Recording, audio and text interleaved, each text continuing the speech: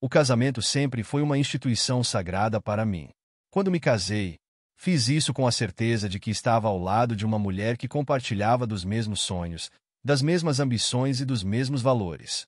Nós construímos nossa vida juntos do zero. E cada conquista era celebrada como uma vitória compartilhada. Eu trabalhei duro para garantir que nada nos faltasse.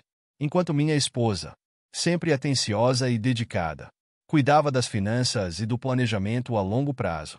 Eu confiava nela de olhos fechados. A verdade é que, quando você ama alguém, não questiona seus interesses. Você simplesmente acredita. E foi exatamente isso que fiz. Eu assinava documentos, fazia transferências, autorizava transações bancárias sem pensar nos detalhes. Porque, para mim, ela jamais faria algo que fosse contra nossos interesses. Na minha cabeça, éramos um tempo, e tudo o que ela fazia era para o nosso bem. Ao longo dos anos, acumulamos um patrimônio específico: casas, carros, investimentos, tudo fruto do nosso esforço. Eu me orgulho de tudo que conquistamos. E mais ainda por ter uma parceira ao meu lado que parecia tão comprometida com nosso futuro quanto eu. Sempre que alguém comentasse sobre a importância de revisar contratos, de manter um controle individual sobre os bens, eu dizia: minha mulher cuida disso. Ela é muito mais organizada do que eu.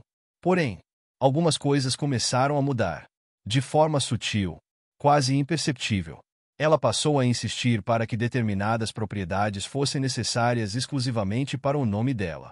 Dizia que isso era apenas uma questão burocrática, que facilitaria o planejamento patrimonial e evitaria problemas no futuro. Como sempre, eu não via motivo para duvidar. Eu assinei os papéis sem questionar. Além disso, ela começou a falar mais sobre independência financeira, sobre a importância de cada um ter o seu próprio espaço. Achei curioso, mas entendi que, talvez, fosse apenas um novo pensamento sobre como deveríamos conduzir nossa vida a dois. Eu não enxergava maldade. Não via segundas intenções. Para mim, tudo era apenas uma fase, uma questão de modernidade nos relacionamentos. Eu nunca percebi os sinais. Nunca parei para me perguntar por quê. De repente, tudo estava sendo centralizado nela. Eu pensei no amor que iríamos, na história que construímos, e jamais poderia imaginar que, por trás de toda aquela dedicação e suposto cuidado, havia um plano meticulosamente calculado para me deixar sem nada.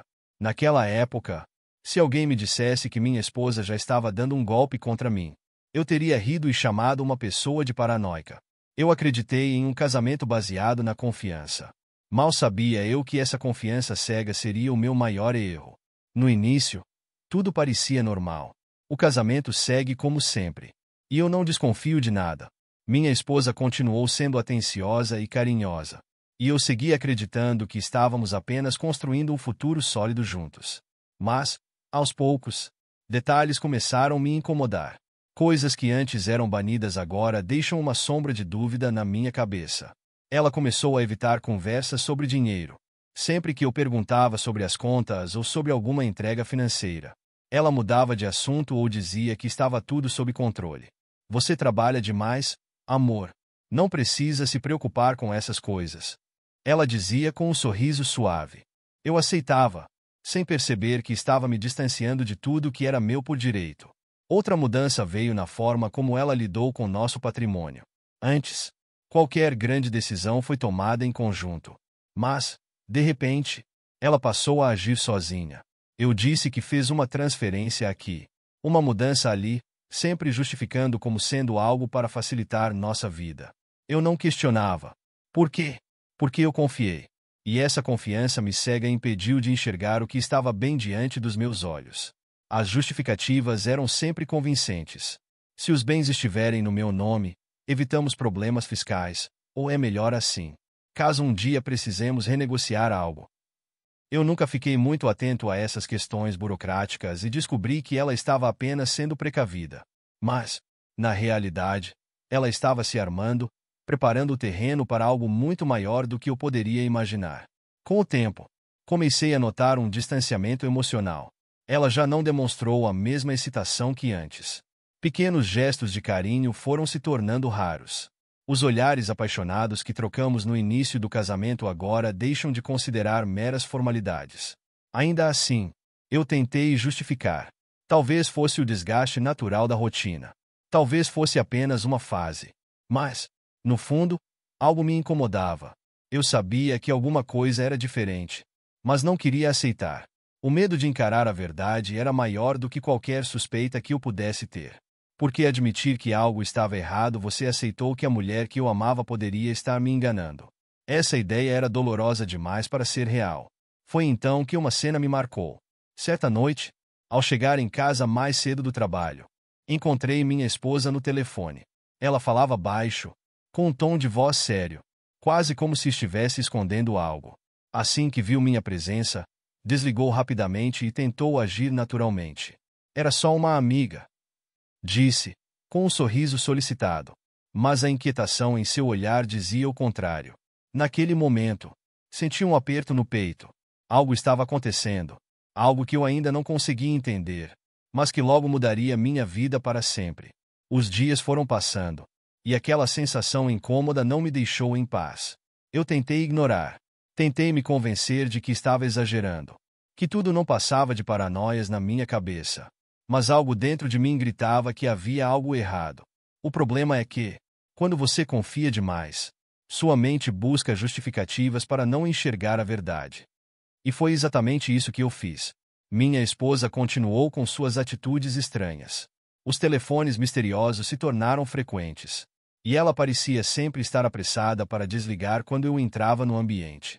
Ela também começou a sair mais vezes sozinha, sempre com desculpas prontas. Preciso resolver umas coisas no banco.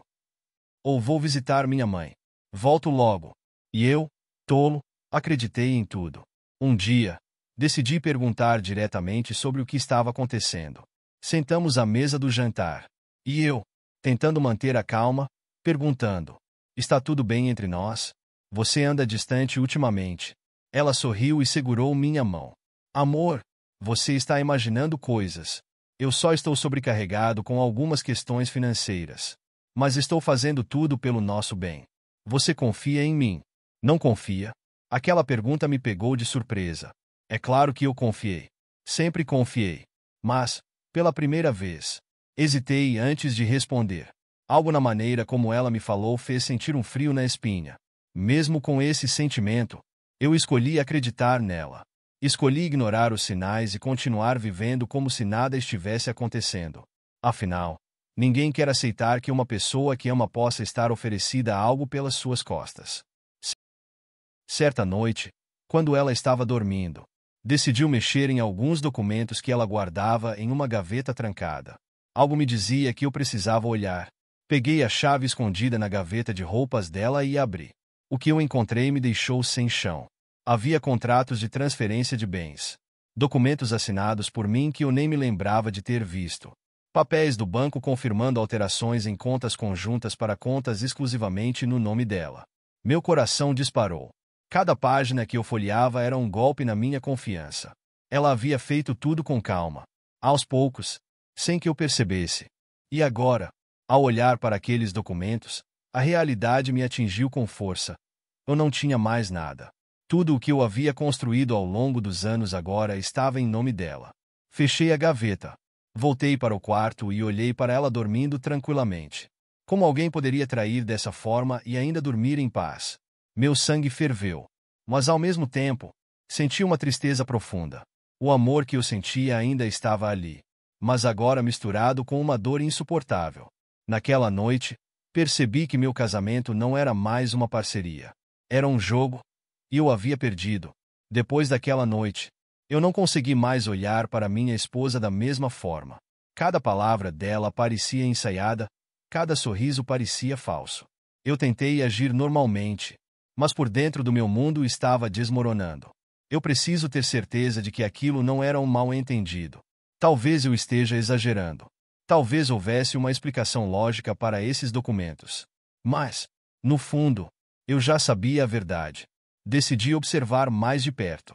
Se ela tinha feito tudo aquilo sem que eu percebesse, o que mais poderia estar escondendo? Comecei a prestar atenção em seus hábitos. Ela sempre saía às quartas-feiras à tarde e dizia que ia resolver coisas pessoais. Nunca achei estranho antes, mas agora tudo parecia suspeito. Então, tomei uma decisão. naquela quarta-feira, eu iria segui-la.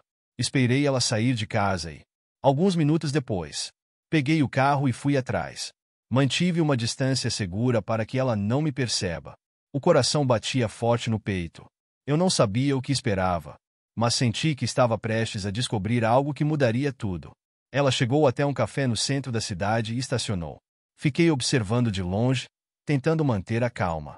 Alguns minutos depois, um homem chegou e sentou-se à mesa com ela.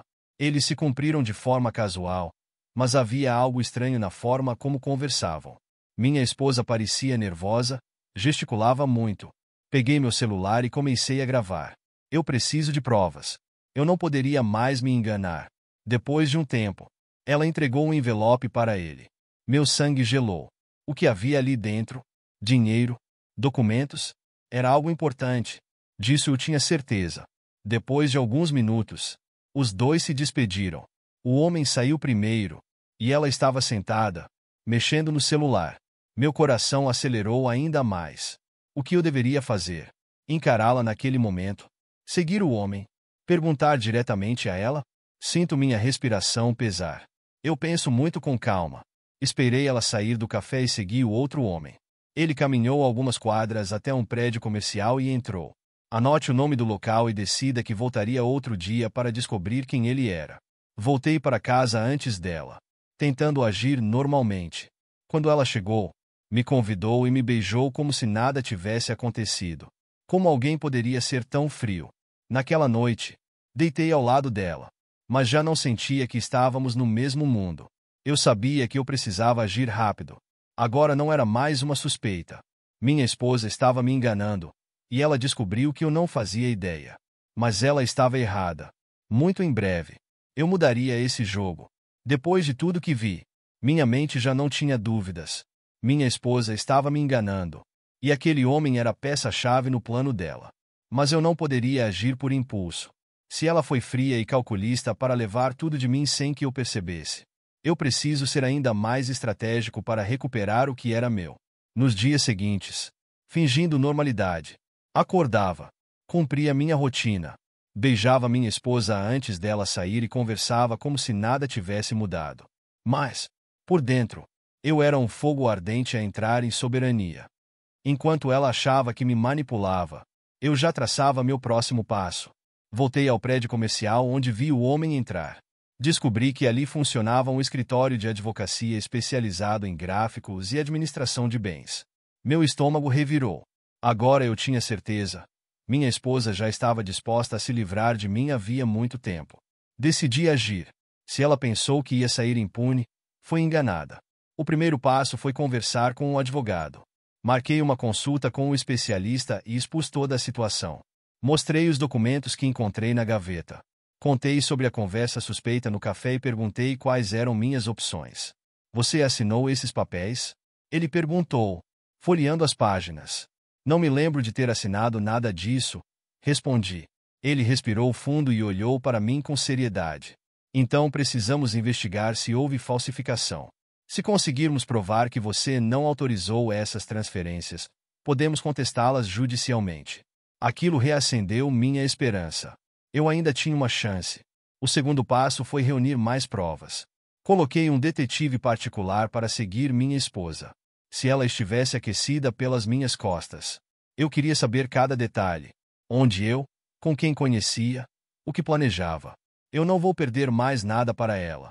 No terceiro dia de investigação, recebi um relatório que fez meu sangue ferver. Minha esposa apenas não tinha transferido os bens para seu nome antes de pedir o benefício. Como também estava de relacionamento com aquele advogado. Era um plano bem arquitetado desde o começo. Ela me usou, esperou o momento certo e, quando tivesse tudo garantido, resolveu me descartar. Naquela noite, quando ela chegou em casa, olhei para ela de um jeito diferente. Pela primeira vez, não senti amor, nem raiva, apenas desprezo. Ela me subestimou, achou que eu ficaria de braços cruzados. Mas agora, eu estava pronto para o contra-ataque. Ela não fazia ideia do que a esperava. O jogo estava ficando cada vez mais tenso. E eu estava determinado a virar as cartas a meu favor. Eu sabia que minha esposa, com sua frieza e dissimulação, Acreditava que tinha o controle da situação. Mas ela subestimou algo muito importante: minha vontade de lutar. Eu não seria mais um homem enganado. Um coitado que perdeu tudo sem poder reagir. Passei os dias seguintes me preparando para o que viria. Minha estratégia estava em andamento. O detetive particular continuou a me fornecer informações valiosas. E o advogado que o consultei se mostrou bem disposto para me ajudar. Ele me explicou que a falsificação de documentos poderia ser uma chave para reverter a situação. Se conseguíssemos provar que as assinaturas eram fraudulentas, ela não teria como efetuar a transferência de bens. Tudo parecia estar se encaixando, mas eu ainda preciso de uma chance para confrontá-la. Eu não queria que ela soubesse que eu tinha descoberto seu plano, porque sabia que ela ficaria ainda mais cuidadosa. Então, decidi esperar o momento certo. Certo dia, ela voltou mais cedo do trabalho. O olhar nos seus olhos era diferente, como se ela soubesse que algo estava prestes a acontecer. Quando ela entrou em casa, me encontrei sentado à mesa, com uma expressão séria no rosto. "O que foi?" ela disse, tentando disfarçar a tensão na voz. Eu não disse uma palavra. Apenas estendi a ela uma cópia dos documentos que eu consegui, juntamente com o relatório do detetive particular. A expressão dela mudou na hora. Ela tentou disfarçar, mas o pânico era evidente. Eu a observo em silêncio enquanto ela lia as páginas. Seu rosto fica cada vez mais claro. "Como você?" Ela começou, mas logo parou, como se tivesse dado conta de que não havia mais como se esconder. Eu a encarei com a calma que nunca imaginei que seria capaz de manter. Eu sabia que algo estava errado. "Você pensou que eu não veria. Mas eu vi. Agora me diga, como você explica isso?" Ela tentou argumentar. Provou suas ações. Mas as palavras saíram entrecortadas. Ela sabia que não tinha mais como escapar. Eu tinha as provas. Eu sabia da sua relação com aquele advogado. Eu sabia de tudo. Ela se declarou, tentando manter a postura, mas estava visivelmente quebrada. "Eu fiz o que preciso fazer. Eu só queria me proteger, como você sempre fez. Mas não me deixe com a vida aqui. Você também tem culpa." Aquelas palavras me atingiram como um soco no estômago. Ela estava tentando inverter a situação, como se fosse minha culpa tudo o que aconteceu. Não, ela não poderia fazer isso. Eu sabia quem era o verdadeiro vilão ali. Você sabia exatamente o que estava fazendo. Tudo isso foi planejado. Não venha me dizer que estava me protegendo. Porque eu nunca fiz nada para merecer isso. Ela ficou em silêncio. Eu tinha quebrado a fachada dela. E agora a verdade estava escancarada diante de nós. Eu não sabia o que faria depois disso. Mas uma coisa estava clara. Eu não ia deixar que ela saísse impune. Os dias seguintes ao nosso confronto foram repletos de silêncio. Minha esposa, que antes se mostrava tão confiante, agora parecia pequena, abatida, quase irreconhecível. Eu não sabia se ela estava em choque ou apenas tentando encontrar uma maneira de se salvar, mas algo estava claro. O controle que ela pensava ter estava desaparecendo. Eu não a olhei mais com os mesmos olhos de antes. E ela sabia disso. Não houve mais discussões superficiais ou tentativas de me convencer a entender suas razões. A fachada que ela construiu se despedaçou. E as palavras que ela tentou me dizer no início não fizeram mais sentido. Eu já tinha todas as respostas. E nenhuma delas me agradou. O que restava agora era colocar tudo à mesa e decidir qual seria o próximo passo. Ela me evitou o máximo possível. E eu, pela minha vez, também não a procurei mais. Estava claro que nosso casamento tinha terminado. Não importava o que ela fazia ou dissesse. Mas eu ainda tinha que resolver o que aconteceria com os bens e o futuro que ela havia tentado tomar de mim. Eu sabia que ela não iria desistir facilmente. Contratei um segundo advogado, especializado em fraudes financeiras, para contestar a transferência de bens que ela havia feito. Ele me explicou que, embora fosse difícil reverter a transferência dos bens sem provas claras de falsificação ou manipulação, havia uma chance de entrar com uma ação judicial, alegando que ela havia agido de má fé ao ocultar seus planos. A ansiedade tomava conta de mim a cada dia que passava. Enquanto minha esposa tentava agir como se nada tivesse acontecido, ela voltou para o trabalho, fingindo normalidade. Mas algo estava quebrado entre nós. O casamento, que um dia estava cheio de promessas, agora parecia um pesadelo. Ela continuou a ir às reuniões com aquele advogado, que também passou a evitar meus olhares. Eu sabia que o próximo movimento seria crucial. Foi então que algo inesperado aconteceu. Um dia, recebi uma ligação do meu advogado. Ele tinha uma atualização importante para mim. Havia uma maneira de provar que os documentos adquiridos foram falsificados. O que parecia um processo interminável agora tinha um fio de esperança. Se conseguíssemos provar a fraude, ela não apenas perderia os bens, mas também poderia enfrentar consequências legais graves. Eu estava pronto para enfrentar minha esposa. Mas antes de agir, resolvi dar-lhe uma última chance de se redimir. Convidei-a para uma conversa. Não queria mais gritar ou me desesperar. Eu queria que ela me olhasse nos olhos e enfrentasse as consequências de suas escolhas. Naquele dia, quando ela entrou na sala, seu olhar estava distante, como se ela soubesse o que estava prestes a acontecer. A conversa foi curta, direta, mas muito mais dolorosa do que eu imaginava. Você sabia o que estava fazendo? Não sabia. Perguntei. Ela não respondeu de imediato. Ficou em silêncio, como se fosse difícil encontrar palavras para justificar tudo o que fez. Eu fiz o que preciso fazer, disse ela, quase em uma sussurrada. Mas agora, eu sabia que nada poderia justificar a dor que ela sofreu, a perda do que construímos. Eu a enfrentei, sem raiva, sem mágoa. Eu já tinha tomado minha decisão. O que restava agora era seguir em frente, de cabeça erguida. Eu já sabia que, depois de tudo, minha vida não seria mais a mesma, mas eu estava pronto para começar de novo. O peso do que eu havia passado, as traições, as mentiras, as tentativas de manipulação, tudo isso finalmente foi encaminhando para o seu desfecho. Eu não tinha mais dúvidas de que aquele casamento havia sido uma fachada, uma farsa que ela montou para se beneficiar de tudo o que eu havia conquistado. Mas não seria assim que ela sairia impune. Não mais. Após o confronto que tivemos, minha esposa ficou ainda mais isolada. Ela não me procurou, não tentou mais me convencer de nada. Ela sabia que o jogo estava perdido. As palavras que trocamos na última conversa aspiram da confiança que ela pensava que tinha sobre mim. Ela não tinha mais controle sobre nada. E, com o tempo, sua postura mudou. Já não havia mais o tom de arrogância e superioridade que ela costumava ter. O que restava nela era um vazio. Eu sabia que ela não estava mais feliz. Não porque eu quis vê-la sofrer, mas porque era visível o peso da culpa que ela carregava. A vida que ela havia escolhida para si não estava mais a satisfazendo. Mesmo que ela tivesse conseguido transferir os bens para o seu nome, uma parte dela sabia que, no fundo, o que ela conquistou não tinha valor algum. No fim das contas, ela perdeu muito mais do que apenas dinheiro e bens materiais. Ela perdeu a pessoa que amava, a confiança, a paz de espírito. Naquele momento, não era sobre as propriedades ou bens. A primeira vitória foi sobre a minha própria paz interior. Eu finalmente tive o controle da minha vida de volta. Eu não estava mais à mercê dela. Eu não estava mais à mercê de uma mulher que pensava que poderia brincar com os meus sentimentos e destruir minha vida. Eu agora tinha liberdade de tomar minhas próprias decisões.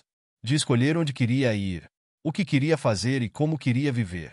Os dias se passaram, e eu não me limitei a viver em uma posição de passividade. Comecei a agir. Através do advogado que contratei, entramos com uma ação judicial para contestar a transferência de bens. Reunimos todas as evidências possíveis, inclusive as provas de que minha assinatura foi falsificada, e fomos atrás de cada documento, cada transação, cada detalhe que ela tentou esconder. O processo não seria fácil, mas a cada passo eu sentia que a justiça estava do meu lado. Ao longo de semanas e meses, fomos desmascarando as manipulações dela. E finalmente, a verdade veio à tona. O tribunal, depois de revisar todos os documentos, decidiu a favor da minha versão dos acontecimentos. Minha esposa apenas não perdeu a posse dos bens que haviam sido transferidos para seu nome, mas também sofreu a acusação de fraude e falsificação de documentos. Tudo o que ela planejou, tudo o que ela fez para me enganar, caiu por terra. No momento do julgamento final, quando o juiz leu a sentença, um alívio significativo tomou conta de mim. A sensação de justiça, de ter sido ouvida, de finalmente ver que os erros dela foram expostos, foi algo indescritível. Mas, por dentro, Uma parte de mim ainda sentia uma dor residual. Uma sensação de perda que não poderia ser apagada. Não importava o que acontecesse. Eu não apenas perdi bens, materiais ou dinheiro. Eu perdi o que pensei que fosse um amor verdadeiro. E isso, por mais que a justiça fosse feita, nunca poderia ser completamente substituída. Depois da decisão, minha esposa foi embora da minha vida. Ela tentou, como todos os manipuladores, se fazer de vítima, mas eu sabia que ela não era mais capaz de me enganar. Eu não desejava mais a sua presença, nem mesmo por um momento. Eu preciso me reconstruir, aprender a viver novamente, aprender a confiar de novo, mas dessa vez, confiar em mim mesmo, nas minhas decisões e na minha força. Vendi os bens que recuperamos. Fiz investimentos para garantir meu futuro e finalmente encontrei uma nova liberdade. Não era uma liberdade que envolvesse apenas dinheiro ou bens materiais, mas uma liberdade mental, emocional e espiritual. Eu pude finalmente olhar para o futuro sem medo, sem o peso da traição me consumindo. O fim daquele capítulo da minha vida não foi apenas uma vitória judicial, mas uma vitória sobre mim mesmo. Uma vitória sobre o medo, sobre a dor, sobre a dúvida. Eu sabia que o caminho à frente seria difícil, que as cicatrizes demoravam a desaparecer. Mas eu estava pronto para segui-lo. Minha vida começou a levar rumores que antes eram impossíveis.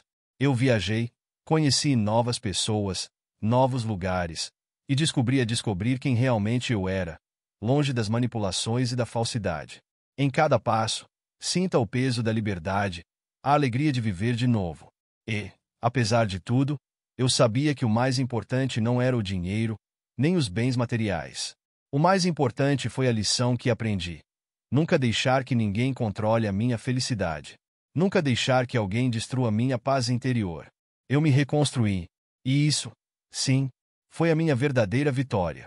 A vida abalada. E, por mais difícil que tenha sido o caminho, eu sabia que aquele fim era, na verdade, apenas o começo de uma nova jornada.